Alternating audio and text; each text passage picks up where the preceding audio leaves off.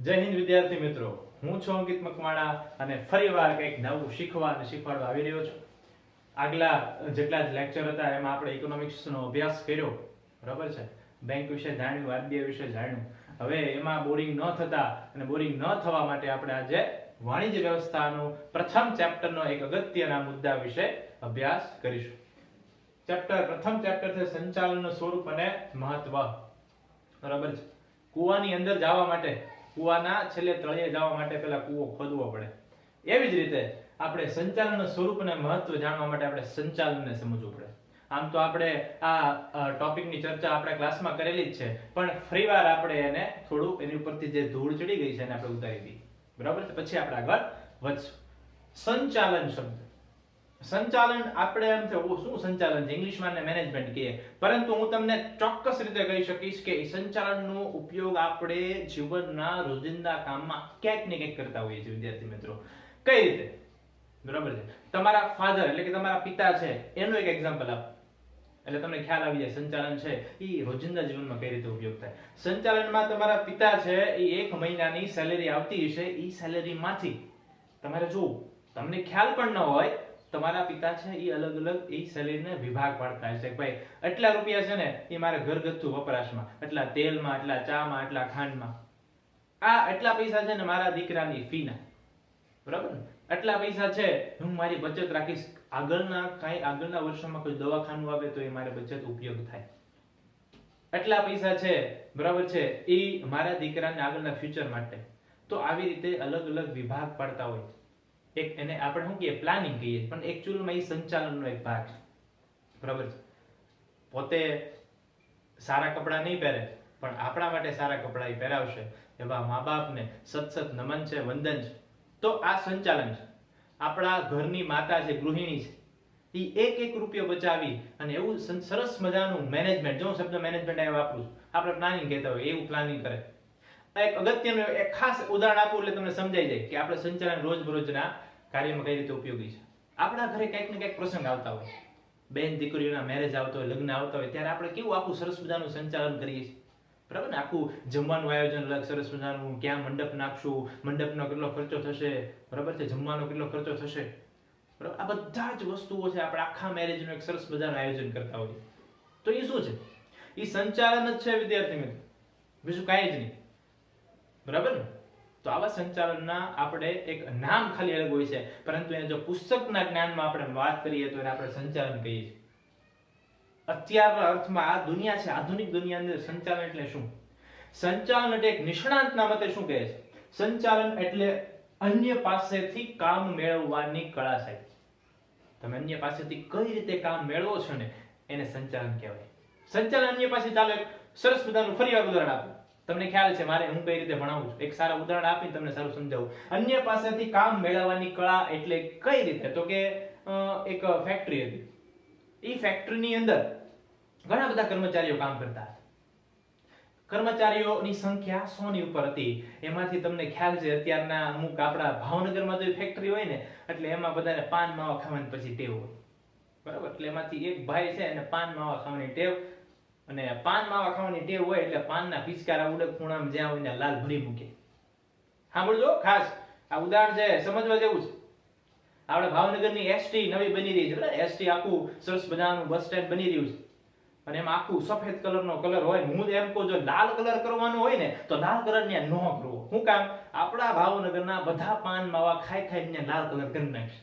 સાચી વાત. તો ફરીવાર આપણે ફેક્ટરીની અંદર કેટલા 100 જેટલા કર્મચારીઓ કામ કરતા હતા. 100 કર્મચારીની અંદર એક ભાઈ છે એ સરસ રોજ માવો ખાય, પાન માવો ખાય, કોઈનું ધ્યાન ન હોય અને એવામાં પાનને પિચકારી કરે. એટલે ટૂંકમાં આખું જે કર્મચારીનું જે ફેક્ટરી છે ને એ ખૂબ બગાડે, એટલે સ્વચ્છતા ન જાળવે. એવામાંથી એને પાનની પિચકારી મારવી અને બરાબર ત્યાંથી શેઠ એટલે જે મેઇન માલિક છે એનું નીકળવું નહીં જોઈએ. જોજો હવે અન્ય પાસેથી કામ મેળવવાની કળા આમાંથી તમને શીખવા મળશે. એને જોઈ ગયા, બધાને ખબર પડી ગઈ કે આજે શેઠ છે ને, જે માલિક છે ને આ જાન કાઢી નાખશે.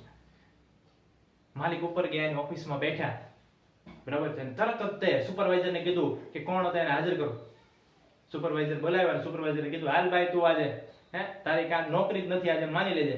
માલિકે તને બોલાવ્યો છે, બરાબર.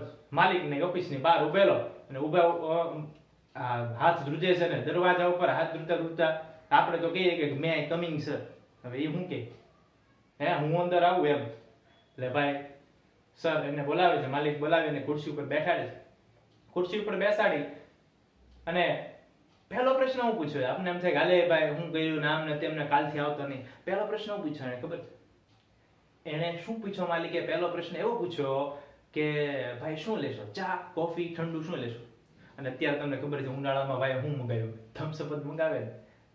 ઓલો આમ આશ્ચર્યમાં થઈ ગયો કે આ સર શું કહે છે કે સમજાતું નથી. એટલે સરસ મજાની થમ્સ અપ આવે છે, બે જણા માલિક ને કર્મચારી પીવે છે, એટલામાં તે થોડો જે વાતચીત થાય, ફેમિલી કેમ ભાઈ કેટલા ભાઈ છો શું રહ્યો છો ને બધી માલિકની સાથે વાતચીત કરે છે. પછી શું, પછી કહે છે જો ભાઈ આ ફેક્ટરી છે ને ભાઈ મારી નથી તારી છે. શું કીધું એને? માલિકે આ મારી ફેક્ટરી નથી તારી ફેક્ટરી છે યાર, બરાબર ને? આ સ્વચ્છતા જાળવીને ઈ મારા માટે ઉપયોગી છે, હું તો ઓફિસમાં બેઠો છું, તમારે નીચે કામ કરવાનું, બરાબર ને? એટલે ઈ કર્મચારીને ઈ સમજાવે છે કે આ ફેક્ટરી મારી નથી તારી છે, તારી જ માલિકીની છે. અને ઓલો ભાઈ ફૂલાણો આમ મુકાય નહીં એવું, રાવણ જ્યારે કેલાસો પડતો ને એમ ફૂલાઈ ગયો, એ સાહેબ મને મારી ફેક્ટરી કીધી. અને પછી ભાઈ એ કર્મચારીને કીધું કે જો તું સ્વચ્છતા નહીં જાળવ, બરાબર છે, તો રોગચાળો ક્યાં ફેલાશે? આપણી જ ફેક્ટરીમાં, તારી જ ફેક્ટરીમાં. એમ તારી ફેક્ટરી કરી કરીને ઓલાને આમ તને આમ અભિમાન આવી ગયો, ઓ હે સાહેબ મને એટલું આમ કીધું, સાહેબ મને આમ સોડા થમ્સ અપ પીવો. હવે એને પૂછ્યું હવે તું આવી રીતે કઈ કરીશ? હવે આગળ તારી ફેક્ટરી છે, તારે જાળવવાની છે, હું તને જોતો કરું, બરાબર? અને એટલામાં વાત પૂરી કરીને થમ્સ અપ પીને ભાઈ બહાર નીકળે, 56 ની છાતી કરી બધા નેમ થયું હમણાં કાઢી નહીં. હવે તમે મને એક જવાબ આપો, શું ઈ ફરીવાર કર્મચારીને થૂકશે? નહીં થૂકે. ઉલટાના બીજા 10 છે ને ના પાડશે કે ના હો ભાઈ અહીંયા થૂકવા જેવું નથી, આપણી જ ફેક્ટરી. તો આને કહેવાય અન્ય પાસેથી કામ મેળવવાની કળા, એટલે સંચાલન. માલિકનું સચવાઈ ગયું, એક કર્મચારી ઓછો ન થયો એટલે કામ એટલું આપણું ઓછું ન થાય. તો સંચાલનનો સાચો અર્થ છે અન્ય પાસેથી કામ મેળવવાની કળા. ઘણી બધી વ્યાખ્યાઓ આપી છે અલગ અલગ બધા નિષ્ણાંતોએ, એ આપણે અભ્યાસ કર્યો જ છે અને ફરીવાર પણ કરશું. સૌથી અગત્યની વાત સંચાલન છે એ 5 પાયા ઉપર ઉભેલું છે. સંચાલનના મુખ્ય 5 પાયા એટલે કે સંચાલનના 5 કાર્યો વિશે આજે અભ્યાસ કરીશું, જેના ઉપર તમારું આખું 12માનું BA ના અડધા એટલે 6 ચેપ્ટરની અંદર સમાવેશ થઈ જાય વિદ્યાર્થી મિત્રો. કેટલા ચેપ્ટર્સ? 6 ચેપ્ટર. તો સંચાલનના એને કાર્યો, અને ખૂબ અગત્યની કે 12મા ધોરણની અંદર સતત પૂછાતો સવાલ કે સંચાલનના કાર્યો જણાવો, બરાબર છે? 3 માર્ક્સની અંદર સતત પૂછાય છે સંચાલનના કાર્યો. એમાં 5 કાર્યો છે. આયોજન, બીજું વ્યવસ્થાતંત્ર, ત્રીજું કર્મચારી વ્યવસ્થા, ચોથું દોરવણી, પાંચમું અંકુશ. આ 5 કાર્યોના પાયા ઉપર જો આપણે ચાલીએ ને તો હું તમને કહું છું કે સફળતા તમારી પાછળની તમારી આગળ દોડશે. તો આ 5 કાર્યો વિશે આપણે ચાલો જાણીએ. પ્રથમ કાર્ય આયોજન. એક કહેવાય છે ને planning makes man perfect. Planning થી માણસ છે એ સંપૂર્ણ બને છે. આયોજન કંઈક એવું જ છે, બરાબર? આપણે જે બધી વાત કરી ઉદાહરણ આપે એમાં આપણે આયોજન પ્લાનિંગ કરીએ, પણ એ સંચાલનનો જ એક ભાગ છે. આયોજન છે એનું હું તમને કહીશ કે આયોજન છે એ આપણે ભવિષ્યમાં થતી પ્રક્રિયા છે, બરાબર ને? હવે આપણે એમ કહી શકાય કે ભાઈ આગલા મહિને આપણે એટલા ખર્ચો કરશું, તો આગલા મહિને એટલે ભવિષ્યમાં થતા શું કહેવાય ખર્ચાઓ, ભવિષ્યમાં થતો અનુમાનો, પૂર્વાનુમાનનું સુમેળ સાધવાનું કામ આયોજનનું છે. એટલે ભવિષ્ય સાથે સંબંધ છે, બરાબર? એક સરસ મજાનું સુવાક્ય યાદ આવે, ઇંગ્લિશ થોડું ઘણું ફાવે એટલે આપણે બોલી. Even a God cannot change the past, but a man can change the future. એક ભગવાન છે ને એ ભૂતકાળ બદલી શકતો નથી, પણ એક સાચો જો માણસ હોય ને તો એ સારું ભવિષ્ય બદલી શકે છે, સારા વર્તમાન. તો તમે વિચારો કે ભૂતકાળ છે, આજે કોરોનાની મહામારી થઈ, તો કોરોનામાં હું ભૂતકાળમાં એટલા મરી ગયા આપણે જીવતા કરી શકીએ? ન કરી શકીએ. હવે આગળ કેટલા નહીં મરે ભવિષ્યમાં એની ચર્ચા આપણે કરી શકીએ, એનો બચાવ કરી શકીએ. એટલા માટે જો સારું પ્લાનિંગ હશે ને તો કોરોના સામે આપણે લડી શકશું, બરાબર ને વિદ્યાર્થી મિત્રો?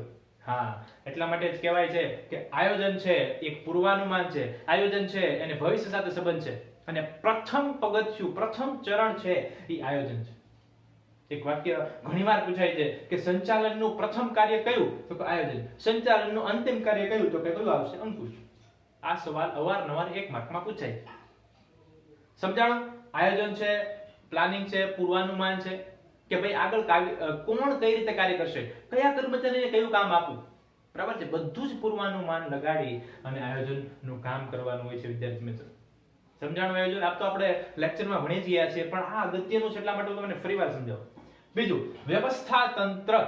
એકવાર પ્લાનિંગ સેટ થઈ ગયું, શું કરવું છે આપણે, ગોલ નક્કી થઈ ગયો, વિઝન નક્કી થઈ ગયું, ત્યારબાદ આપણા વ્યવસ્થા તંત્ર એટલે એક જ વાક્યમાં કહું કે સત્તા અને જવાબદારીની સોંપણી. શું કહેવાય? વ્યવસ્થા તંત્ર એટલે સત્તા અને જવાબદારીની સોંપણી. બરાબર? એમ કહેવાય કે કોઈ પણ કર્મચારી છે, બરાબર છે, એની પાસે કેવી સત્તા છે. બરાબર? પોલીસની લાઈનમાં આપણે જોઈએ તો કોન્સ્ટેબલ હોય, પછી હેડ કોન્સ્ટેબલ હોય, એએસઆઈ હોય, પીએસઆઈ હોય, પીઆઈ હોય, પછી આખા ડીવાયએસપી, ડીએસપી, બરાબર ને, એસપી, આઈજી, ડીઆઈજી, આખી રેન્જ હોય. એ રીતે સત્તાની વહેંચણી, એ પ્રમાણે જવાબદારીની વહેંચણી. એને વ્યવસ્થા તંત્ર કહીશું. કોને કેટલી સત્તા આપી, કોને કેટલી જવાબદારી આપી, કોને કેટલું કામ આપવું, એને વ્યવસ્થા તંત્ર કહી શકાય. તો યાદ રાખજો વિદ્યાર્થી મિત્રો, જેટલી જવાબદારી આપો ને એટલી જ સત્તા આપવાની, અને જેટલી સત્તા આપો ને એટલી જવાબદારી આપવાની. એટલે બંનેનો દુરુપયોગ થાય નહીં, બંને કેવી રીતે સમાન રહેશે. સમજાય છે વિદ્યાર્થી મિત્રો? વ્યવસ્થા તંત્ર. બીજું પગથિયું ખૂબ જ અગત્યનું, હજી એક વાક્ય મને યાદ આવ્યું. આયોજન છે ને એ મગજ છે. શું છે? મગજ, બ્રેઇન. બરાબર છે? મગજ સાથે જ્યારે વ્યવસ્થા તંત્ર છે ને આખું શારીરિક માળખું છે, માણસની જે બોડી કહી શકાય એમ. કે હવે આયોજન વાત કરીએ, વ્યવસ્થા તંત્ર શારીરિક માળખું છે. ઈ શારીરિક માળખાની અંદર જીવ પૂરવાનું કામ કોણ કરશે? કર્મચારી વ્યવસ્થા. કર્મચારી છે ઈ સજીવ સંપત્તિ છે. શું છે? સજીવ સંપત્તિ. એ કર્મચારીને શારીરિક માળખાની આત્મા પણ કહી શકાય. તો કર્મચારી ન હોય તો વિચારી લો કે તમારું બધા જ કામ છે કોણ કરશે? આખી ફેક્ટરી આમને એકલી કામ કરશે? કર્મચારી સજીવ સંપત્તિ છે, ખૂબ જ અગત્યની છે અને અનિવાર્ય સંપત્તિ છે. એટલા માટે કર્મચારી વ્યવસ્થા ખૂબ અગત્યની વાત. કર્મચારી વ્યવસ્થા એટલે શું? તો કે સારી કર્મચારી વ્યવસ્થા, સંતુષ્ટ કર્મચારી વ્યવસ્થા. તમને ખ્યાલ છે આજના આ કહેવાય ને ભ્રષ્ટ યુગની અંદર કર્મચારી સાથે ખૂબ અન્યાય થાય છે. અત્યારે તે કોરોનાની અંદર બધાને પગાર આપવાની વાત હતી. કોણે પગાર આપ્યો? સંપૂર્ણ પગાર. અમુક કંપનીઓ સિવાય અડધો પગાર આપે, અમુક નો આપે, દિવસો કાપી નાખે. તો કર્મચારી છે સાહેબ, એના લીધે તમે અહીંયા સુધી પહોંચ્યા છો, તો એને તો તમે જાણો. એટલે કર્મચારી વ્યવસ્થા છે એ ઉત્તમ ઉદાહરણ થાય. એક સંતુષ્ટ કર્મચારી છે ને એ એકમની સફળતા છે એમ માની લો વિદ્યાર્થી મિત્રો. જો કર્મચારી જો સંતુષ્ટ હશે તો તમારું એકમ 100% સારું ચાલશે. જ્યારે કર્મચારી એમ કહે છે ને કે આ મારી ફેક્ટરી છે અને હું એમાં કામ કરું છું, કલાક પ્રમાણે નહીં, હું દિલથી કામ કરું છું, ત્યારે કર્મચારી વ્યવસ્થા સારી ને સાચી છે ને તેમ માનવું. કર્મચારી વ્યવસ્થામાં શું આવે? ઘણું બધું આવે. ભરતી આવે, બદલી આવે, બરાબર, બઢતી આવે. આ બધા જ કામ કર્મચારી વ્યવસ્થાની અંદર થાય. સારું કર્મચારી વ્યવસ્થા એ સારી સફળતાની નિશાની છે અને એક આત્મા છે. ફરીવાર 3 યાદ કરીએ કે આયોજન છે મગજ, વ્યવસ્થા તંત્ર એ શારીરિક માળખું છે. કર્મચારી વ્યવસ્થા શું છે? They are arms and legs of the business. કોના હાથ પગ છે કર્મચારી? ઈ ધંધાના હાથ પગ ગણાય ને. કર્મચારી નું કામ કોણ કરે? બરાબર? તો ઈ ધંધાના હાથ પગ છે, ધંધાનો આત્મા છે, ધંધાની સજીવ સંપત્તિ છે, બધું જ કહી શકાય. આવી રીતે આયોજન, વ્યવસ્થા તંત્ર, કર્મચારી વ્યવસ્થા અને દોરવણી. To direct. દોરવણી કરવી એટલે શું? એક સારા નેતા હોય ને સારી દોરવણી કરી શકે. સમજાય છે? દોરવણીનું એક જ વસ્તુ કે તમે કર્મચારીની અંદર જુસ્સો અને પ્રેરણાને જગાવો, એને પ્રયાસ કરો કે સારું કામ કઈ રીતે કરશે. બરાબર? એક મોબાઈલની કંપની હોય તો એક ભાઈ કર્મચારી છે રોજના 2 મોબાઈલ બનાવે છે, તો એક ભાઈ 5 બનાવે છે, તો ભાઈ 2 મોબાઈલ બનાવવા વાળો 5 કેમ ન બનાવી શકે? એને તમે પ્રયાસ કરો, દોરવણી આપો એને સતત ને સતત. બરાબર? જો સારામાં સારી દોરવણી હશે ને તો હારી ગયેલો માણસ પણ છે ને એ ફરીવાર ઊભો થશે. બાહુબલી પિક્ચર ને યાદ કરો. બાહુબલીમાં બધા જ ઓલા સામેવાળી જે સેના છે બલાળદેવની એ ખૂબ શક્તિશાળી થઈ જાય. બરાબર? અને ત્યારે ભાઈ આપણા બાહુબલી શું કહે છે? બધા જ એના અંદર સૈનિકો હોય છે એ બધા જ બહુ જખમી થઈ જાય છે. ત્યારે શું એક જ વાક્ય બોલે, હાથો કો હથિયાર બના લો. શું કહે છે? હાથો કો હથિયાર બના લો. અને ઈ દોરવણી સાહેબ એના જે ખૂબ જ ઈજાગ્રસ્ત વ્યક્તિ, ઈજાગ્રસ્ત સૈનિક હતા ને એને ફરીવાર ઊભા કરે છે, ફરીવાર સજીવન કરી અને આખું યુદ્ધ જીતે છે. કોના કારણે? એક સારા દોરવણીના કારણે, સારા નેતાના કારણે. એટલે દોરવણી છે ને એ શું કરે છે? બરાબર છે? તો કે એક નિષ્ફળતાથી સફળતા તરફ પ્રયાણ કરવાનું કામ એ દોરવણીનું છે. સારી દોરવણી એક સારા નેતાના ગુણો છે. એટલે યાદ રાખવાનું ઉતરે કે ધોરણની છે એ પણ ખૂબ જ અગત્યની છે. આગળ ખૂબ આખું પાઠ અને ચેપ્ટર જ આવશે ત્યારે આપણે સમજશું. બીજું પાંચમું છે અંકુશ, to control all the business. તો શું કઈ રીતે અંકુશ છે એ છેલ્લું કાર્ય છે. કેવું કાર્ય છે? છેલ્લું કાર્ય. આયોજન છે પ્રથમ છે. જો અંકુશને નેગેટિવ વાત નથી સાહેબ. અત્યારે બધા અંકુશને નેગેટિવ સમજે છે. ઓલો એડોલ્ફ હિટલરને યાદ કરો, એનો અંકુશ કેવો હતો? આ ખાલી ઊભો હોય ને આજુબાજુના તો બધા ભાગી જાય. એવો અંકુશ નતો. તો આપણે પોઝિટિવ રૂલ ઓફ થંબ નથી જોતો, પોઝિટિવ અંકુશ જોઈએ છે. પોઝિટિવ અંકુશ એટલે કયો? ફરીવાર યાદ કરો, ઓલો મેં પહેલું એક્ઝામ્પલ આપ્યું હતું, બરાબર ને, પાનની પિચકારી વાળો વ્યક્તિનું. એને કહેવાય પોઝિટિવ કંટ્રોલ, કે વ્યક્તિ પણ રહી ગયો, અંકુશ પણ થઈ ગયું, કામ પણ થઈ ગયું. અંકુશ છે એ ખૂબ જ અગત્યની વાત છે. કારણ કે બધા કાર્યો થશે પણ અંકુશ નહીં હોય તો ચાલો આપણે આપણા ક્લાસમાં એક્ઝામ લેવાતી હોય માનો, બરાબર, અને સરસ મજાના તમે બધા બેસી ગયા હોય અને હું જ એક્ઝામની અંદર હું મેઇન જે આપણે સુપરવાઇઝર ન હોય તમે શું કરો? આજુબાજુ લખીને જોવા જ મળો. અંકુશ કંટ્રોલ ખૂબ જરૂરી છે ધંધામાં પણ અને જીવનમાં પણ. કયા સમયે સાચા સમયે કંટ્રોલ રાખવો ને ઈ જો આવડી જાય ને સાહેબ, તો આપણે સાચી સફળતા મળી જાય.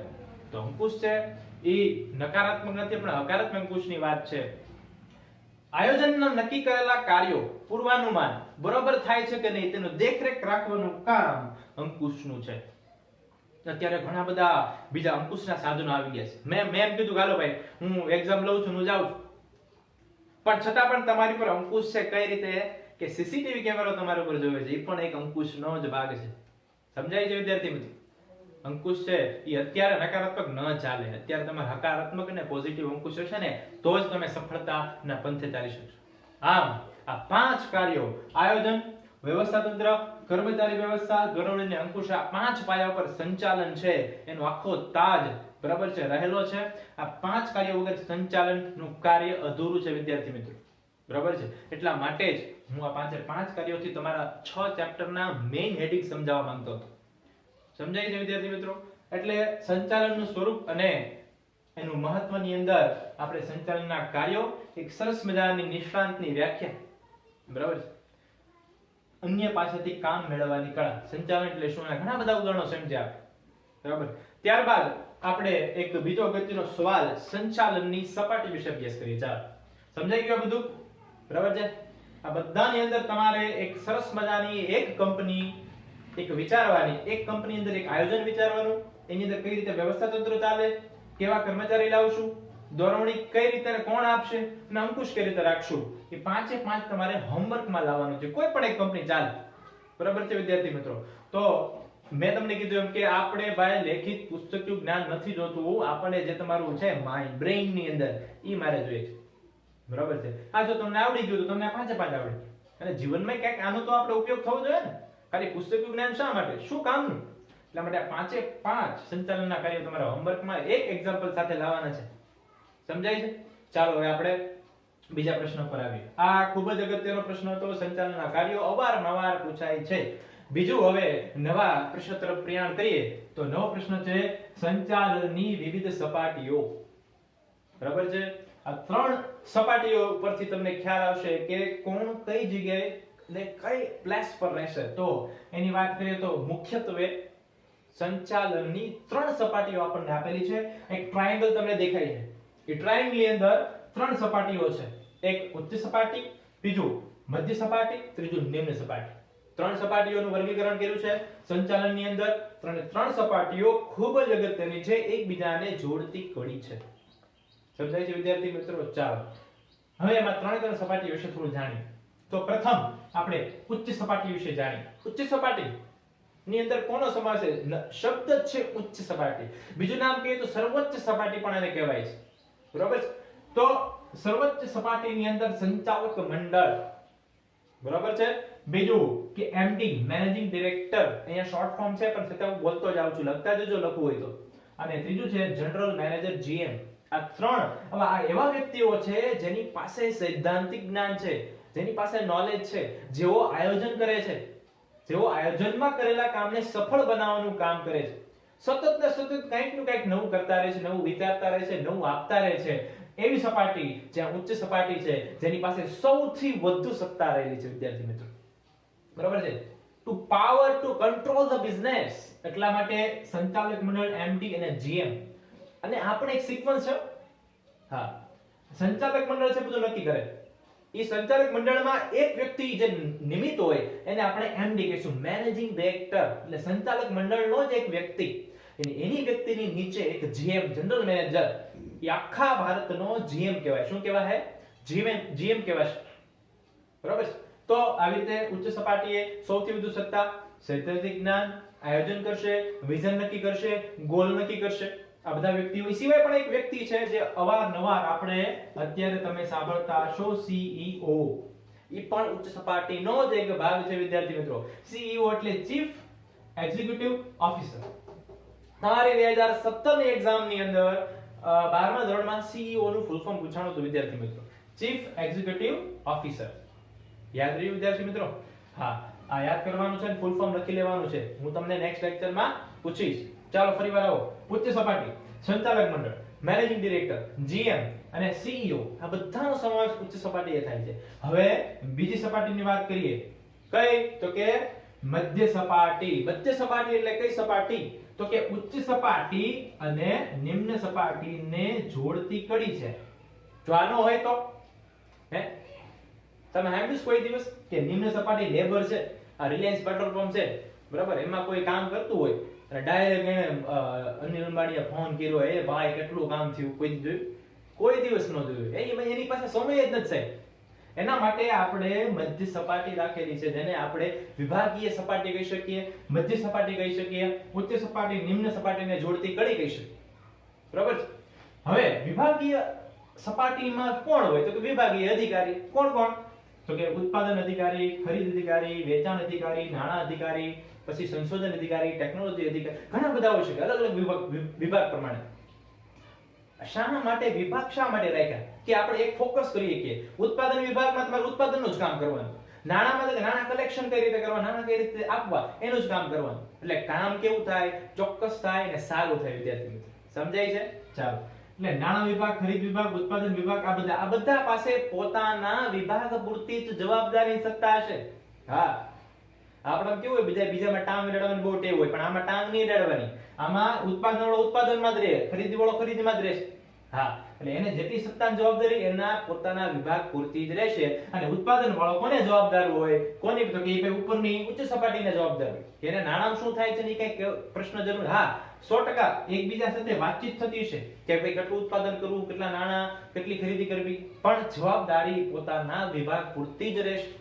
તો આને વિભાગ એટલે કે વિભાગીય અધિકારી સમિતિ એટલે કે સપાટી, અને મધ્ય સપાટી પણ કહેશું. હવે આવશે ત્રીજી સૌથી અગત્યની, જેના વગર આ બે શક્ય નથી વિદ્યાર્થી મિત્રો. મુકેશભાઈ અંબાણી કોઈ જોયું કે પેટ્રોલ પૂરતા હોય નો પૂરી કે એને મારીને તમારી જેવા માણસની જરૂર પડે સાહેબ? તો ત્રીજી નિમ્ન સપાટી એટલે કઈ? તો કે મજૂર વર્ગની સપાટી આપણે કહી શકીએ, જેમાં સૌથી વધુ કાર્ય કરવાની સપાટી કહી શકાય. એમાં આપણા જોબર, આપણી જેવા મજૂરો, ફોરમેન, નિરીક્ષક, આપણી જેવા એટલે હું પણ શિક્ષક જ છું, પણ અત્યારે તમને ખ્યાલ છે પરિસ્થિતિનું સર્જન એવું છે. એટલે નિરીક્ષક, જોબર અને ફોરમેન. જ્યાં તળ સપાટીથી જ્યાં સૌથી વધુ કાર્ય છે, એ કેવું કાર્ય વધારે છે? શારીરિક કાર્ય આવશે. કેવું કાર્ય આવશે? શારીરિક. અને ઉચ્ચ સપાટી કેવું કાર્ય આવશે? બૌદ્ધિક કાર્ય આવશે. વિદ્યાર્થી મિત્રો, આયોજનમાં જે દેખાડેલું કામ છે, ઉચ્ચ સપાટીએ જે આપેલું કામ છે, કોણ કામ કરશે?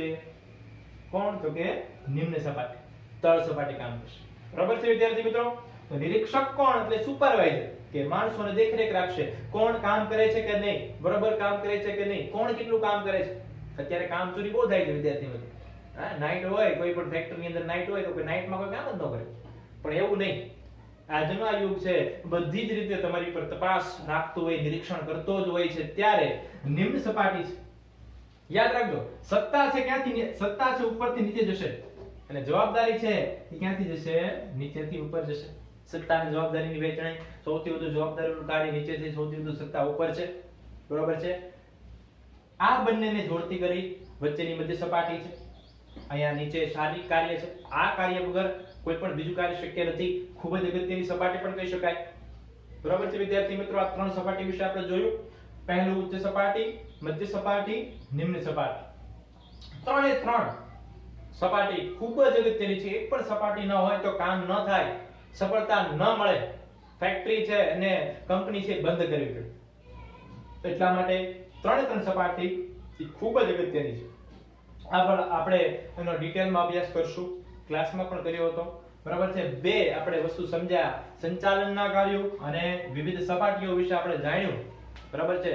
અને બીજી ખાસ વાત કે આપણે હજી એક લેક્ચર લઈશું 10મા અને 12મા પછી શું કરવું, આપણે ઇકોનોમિક્સના લેક્ચરમાં પણ મેં વાત કરી હતી. આપણે એક સરસ લેક્ચર એવો ગોઠવશું કે તમે તમારો ગોલ, તમારું વિઝન નક્કી કરી શકો કે આગળ મારે શું કરવું. જો હું ખાલી માર્ગદર્શન આપીશ, પણ તમારે નક્કી કરવાનું છે કે તમે કયા રસ્તા પર છો. યાદ રાખો, કોઈ ચીલા પર ચાલવાનું નથી હો. યાદ કરો સ્વામી વિવેકાનંદનું કથન, યાદ આવ્યું?